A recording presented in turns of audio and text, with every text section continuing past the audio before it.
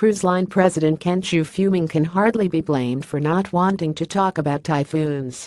He was still reeling from an unusually powerful typhoon season in Hong Kong that cost his industry millions of dollars of loss. "Don't ask me about typhoons. I haven't rested for the past 4 weeks," Zhu said. Hong Kong has issued 4 consecutive typhoon number 8 signals this year, bringing diversions, delays or cancellations for tens of thousands of travelers in the city and region. While it is impossible to predict Mother Nature, cruise lines usually bear the costs of her extremes, doling out refunds for disrupted travel packages, extra fuel fees to bypass storms, and payouts to appease upset travelers unable to go on board. Typhoons in the South China Sea and Western Pacific have proved a significant headache for Zhu, whose company Genting Cruise Lines operates ships under Dream Cruises and Star Cruises in Hong Kong. The company had to cancel 2 of its one-night Star Cruises trips departing the city on August 23 and 27 due to Typhoon Hato and severe tropical storm Packer, affecting more than 2,000 people.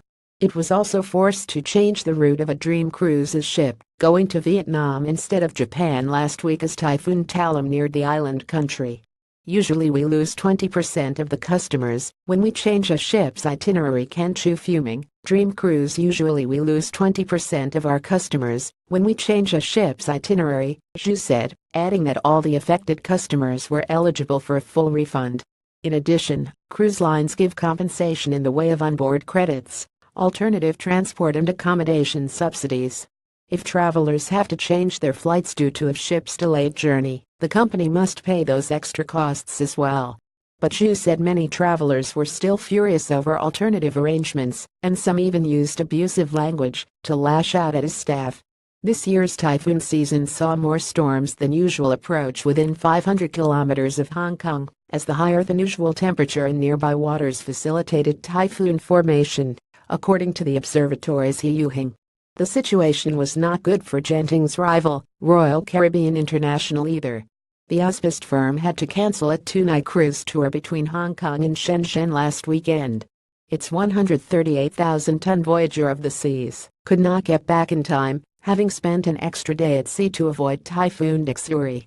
"The loss will be in the millions," said Balwin Yongpoking, the company's director of sales and marketing for southern China and Hong Kong.